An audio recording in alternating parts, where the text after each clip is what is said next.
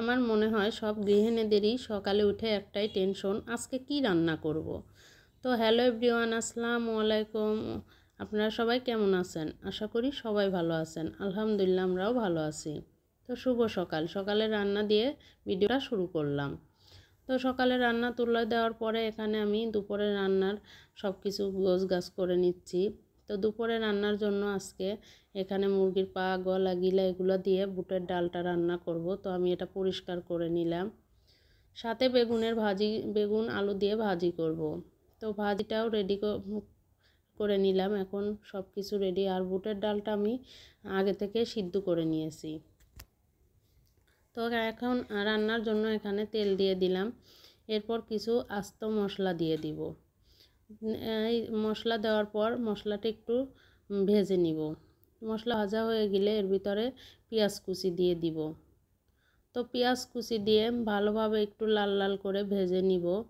তো পেঁয়াজ কুচি ভাজা হয়ে গেলে এর ভিতর বাকি সব মশলাগুলো আমি দিয়ে দিব। এখানে আছে জিরা বাটা, এলাচ বাটা, আদা বাটা, রসুন বাটা, ধনিয়া গুঁড়া, মরিচ গুঁড়া, হলুদের গুঁড়া, লবণ, সব মশলাগুলো দিয়ে আমি ভালোভাবে কষিয়ে নেব। আর সাথে কিছু মরিচ দিয়ে দিলাম। এখন ভালোভাবে মশলাটা কষিয়ে নিয়ে এর ভিতর মুরগির মাংসগুলো দিয়ে দিব। তো এখন এই তো মুরগিরগুলো দিয়ে দিলাম। মুরগির মাংসগুলো দিয়ে ভালোভাবে নেড়ে চেড়ে নিব। তো তারপরে এর ভিতর আমি সিদ্ধ করে রাখা বুটের ডালটাও দিয়ে দিব। দুইটা একসাথে ভালোভাবে কষিয়ে নিব। তো এই তো এখন বুটের ডালগুলোও দিয়ে দিব। দিয়ে এখন দুইটাই ভালোভাবে কষিয়ে নিব। এখন ভালোভাবে কষিয়ে নিয়ে পরিমাণ মতো পানি দিয়ে দিব।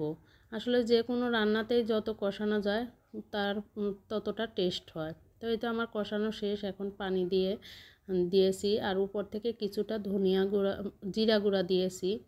তো আমার রান্না শেষের দিকে। এখন চুলার জালটা আস্তে করে দিয়ে দিব। তো এই তো আমার বুটের ডাল রান্না শেষ। এখন চুলাটা বন্ধ করে দিব। এখন বাকি রান্নাটা করে নিব, বেগুনের ভাজি।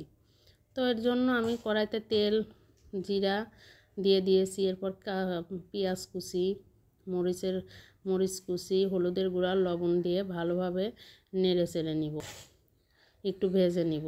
তো এই তো ভাজা হয়ে গেলে এখন বেগুন আলুগুলো দিয়ে দিব।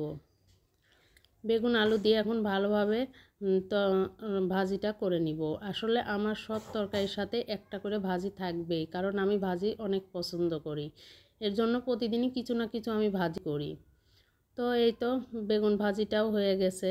আজকে এ পর্যন্তই। আপনারা সবাই ভালো থাকবেন, সুস্থ থাকবেন। আল্লাহ হাফেজ।